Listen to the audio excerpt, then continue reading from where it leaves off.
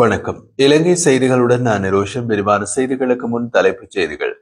மாவட்டத்தில் நடைமுறைப்படுத்தப்படும் அபிவிருத்தி திட்டங்கள் தாமதமின்றி குறிப்பிட்ட காலக்கெடுவுக்குள் மக்களுக்கு நன்மை அளிக்க வேண்டும்.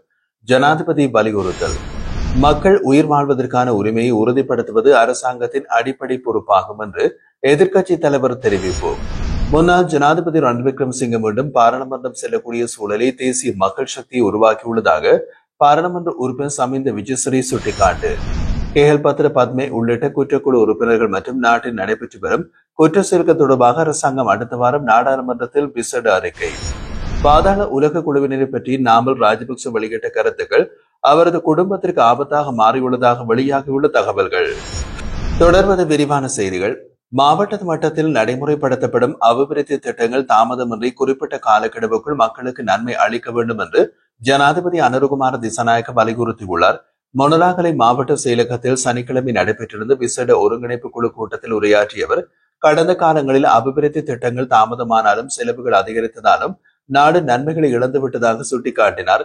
இந்த ஆண்டு முதல் ஆரம்பிக்கப்படும் அனைத்து அபிவிருத்தி திட்டங்களையும் உரிய நேரத்தில் நிறைவு செய்ய வேண்டும் என்றும் கிராமப்புற அபிவிருத்தி திட்டங்களுக்கு நிதி ஒதுக்க அரசாங்கம் எப்போதும் தயாராக உள்ளதாகவும் தெரிவித்திருந்தார். மாவட்டத்தில் உள்ள வெற்றிடங்களை நிரப்புவதற்காக அரசாங்கம் 62,000 பேரை அரசு சேவையில் இணைக்க அனுமதி வழங்கியுள்ளதாகவும் தேவைப்பட்டால் இந்த எண்ணிக்கை 1,00,000 உயர்த்தப்படும் என்றும் ஜனாதிபதி அறிவித்திருந்தார். விவசாய நில இழப்புகள், நீர்ப்பாசன மற்றும் நிர்மாண திட்டங்களின் நீடிப்பு, உள்ளூராட்சி நிறுவனங்களை வலுப்படுத்தல், பிரதேச சபைகளை அமைத்தல், சூரிய சக்தி திட்டத்தால் பாதிக்கப்பட்ட விவசாயிகள் பிரச்சனைகள் உள்ளிட்ட விடயங்களிலும் அவர் விசேட கவனம் செலுத்தினார். நாட்டில் தினம்தோறும் இனம் தெரியாத நபர்களால் நடைபெறும் துப்பாக்கி சூடுகள் மக்களின் வாழ்க்கையினை பாதுகாப்பற்றதாகியுள்ளதாகவும் மக்கள் உயிர் வாழ்வதற்கான உரிமையை உறுதிப்படுத்துவது அரசாங்கத்தின் அடிப்படை பொறுப்பாகும் என்று எதிர்க்கட்சித் தலைவர் சஜித் பிரேமதாச தெரிவித்துள்ளார். சனிக்கிழமை வெளியிட்ட விசேட அறிக்கை ஒன்றில் அவர் கூறுகையில், அரசாங்கத்தை விமர்சிப்பவர்களை அச்சுறுத்தல்களுக்கு இலக்காகின்றார்கள். இராஜ் வீரரத்ன மற்றும் மிலிந்த ராஜபக்ச ஆகியோர் இலக்கு தகடு அற்ற மோட்டார் சைக்கிளில் வந்து இனம் தெரியாத நபர்களால் மிரட்டப்பட்டுள்ளனர். இவ்வாறான சம்பவங்கள் அரசியல் அமைப்பில் உறுதிப்படுத்தப்பட்டுள்ள மக்கள் உயிர் வாழ்வதற்கான உரிமையை கேள்விக்குள்ளாக்குகின்றன. சமூக வலைதள செயற்பாட்டாளர்களுக்கு விடுவிக்கப்படும் அச்சுறுத்தல்கள் ஜனநாயகத்தின் மீது நடத்தப்படும் தாக்குதலாகும். அரசாங்கம் முன்னெடுக்கும் நல்ல வேலை திட்டங்களுக்கு முழுமையான ஒத்துழைப்பை வழங்குவோம் என்றும், ஆனால் மக்களின் குரலை அடக்க முயல்வது அரசாங்கத்தின் கடமை அல்ல என்றும் அவர் வலியுறுத்தினார். 220 லட்சம் மக்களுக்கு அரசாங்கத்தின் சரி தவறுகளை சுட்டிக்காட்டும் உரிமை உண்டு. அந்த உரிமையை எந்த அரசாங்கத்தாலும் அல்லது குண்டர் குழுக்களாலும் சவாலுக்கு உட்படுத்த முடியாது. அதிகரித்து வரும் வன்முறை மற்றும் கொலை கலாச்சாரத்தை அரசாங்கம் உடனடியாக நிறுத்த வேண்டும்.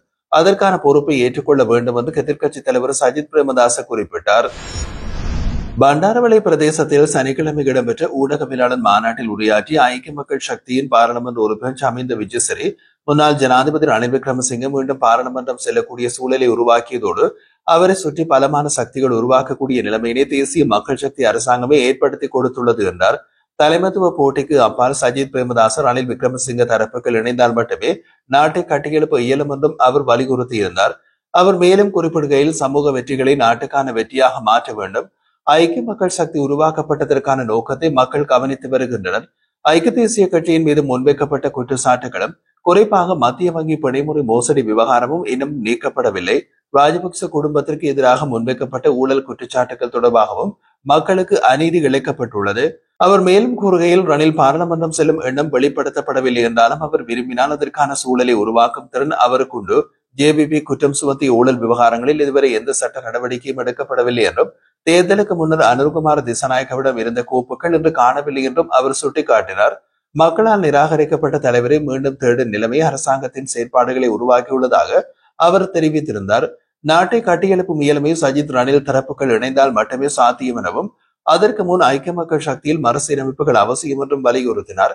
அவர் இறுதியாக கூறுகையில், மஹிந்த, கோட்டாபே, பசில் ராஜபக்சவால் முடியாமல் போன நாட்டை ரணிலின் அனுபவம், சஜித், ஹர்சன, இரான், கபீர் உள்ளிட்ட முக்கிய ஒத்துழைப்புடன் நிச்சயம் மீண்டும் கட்டியெழுப்ப இயலும் என்றார். தேசிய மக்கள் சக்தி அரசாங்கம் சர்வாதிகார ஒரு கட்சி ஆட்சி முறைமைக்கு நகர்ந்து வருகிறது என்பதை பல சம்பவங்கள் தெளிவாக காட்டுகிறது என்று முன்னாள் பாராளுமன்ற உறுப்பினர் பிரேமநாசி தொலபத்த தெரிவித்தார். சனிக்கிழமை கொழும்பில் நடைபெற்ற ஊடகவியலாளர் மாநாட்டில் கருத்துரைத்த அவர், சமூக ஊடக மற்றும் அரசியல் செயற்பாட்டாளர்களான மிலிந்த ராஜபக்ச, இராஜ் ஆகியோருக்கு விடுக்கப்பட்ட அச்சுறுத்தல்களுக்கும் முன்னிலை சோசலிஸ்ட் கட்சி அலுவலகத்திலான தாக்குதலுக்கும் இதுவரை போலீசார் நடவடிக்கை எடுக்காததும் அதற்கான சான்றுகள் என்று குறிப்பிட்டார். மேலும் எதிர்க்கட்சி உறுப்பினர்கள் மீது அடக்குமுறைகள் அதிகரித்து வருவதாகவும் அதற்கு உதாரணமாக முன்னாள் அமைச்சர் உதய கமன்பிலவை கைது செய்யும் நடவடிக்கைகள் முன்னெடுக்கப்படுவதாகவும் அவர் கூறினார். அவர் தொடர்ந்தும் நீதிமன்ற வழக்குகளில் சட்ட மாணவர்கள் மற்றும் மத தலைவர்களுக்கு அனுமதி மறுக்கப்பட்டதும், சிறையில் உள்ள நிமல் லாங்சாவை சந்திக்க சென்று அவரது சட்டத்தரணிக்கு அனுமதி மறுக்கப்பட்டதும் அரசியல் நோக்கி நடைபெறும் தவறான நடவடிக்கைகள் என்றும் சுட்டிக்காட்டினார். வீடுகளுக்கான வியற்புற திட்ட சலுகைகள் நீக்கப்பட்டதால் மக்கள் கூடுதல் சுமை செலவினை சந்தித்து வருவதாகவும், அரசாங்கம் தன் தவறுகளை மறைக்க மக்களின் கவனத்தை எதிர்க்கட்சியினர் மீது திருப்புவதாகவும் அவர் குற்றம் சாட்டினார்.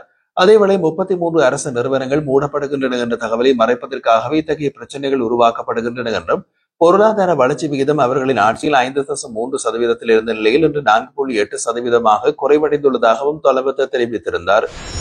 நாடாளுமன்ற தகவல்களின்படி கெகல்பத்ர பத்மே உள்ளிட்ட குற்றக்குழு உறுப்பினர்கள் மற்றும் நாட்டில் நடைபெற்று வரும் குற்ற செயல்கள் தொடர்பாக அரசாங்கம் அடுத்த வாரம் நாடாளுமன்றத்தில் விசேட அறிக்கை ஒன்றை வெளியிட உள்ளது. இந்த அறிக்கையை பொதுமக்கள் பாதுகாப்பு அமைச்சர் ஆனந்த விஜயபால சமர்ப்பிக்க உள்ளார் என்று தெரிவிக்கப்பட்டுள்ளது.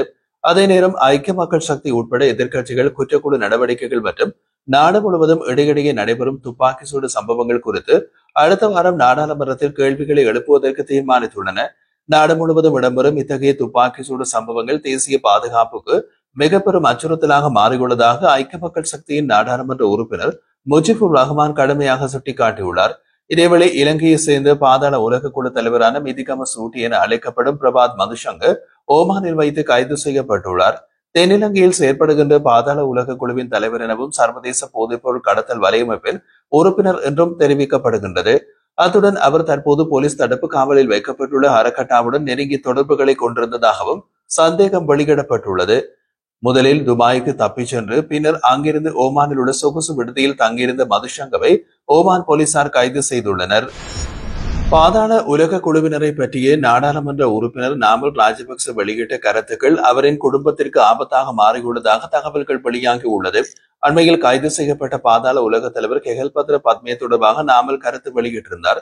அதில் குற்றக்குழுவுக்கும் ராஜபக்ச குடும்பத்திற்கும் தொடர்பு இருப்பதாக கூறி சமகால அரசாங்கம் தமக்கு எதிராக நடவடிக்கை எடுக்க முயற்சிப்பதாக அவர் தெரிவித்திருந்தார்.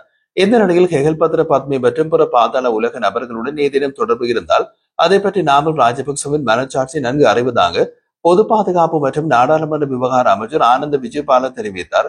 சாதாரண கட்டுக்கதைகள் அல்லது வதந்திகளின் அடிப்படையில் போலீசார் நடவடிக்கை எடுக்க மாட்டார்கள் என்றும், விசாரணைகளின் உண்மை வெளிப்படுவதற்கு முன்பே அறிக்கை வெளியிடுவது சந்தேகத்திற்குரியதாக உள்ளதாகவும் அமைச்சர் குறிப்பிட்டிருந்தார்.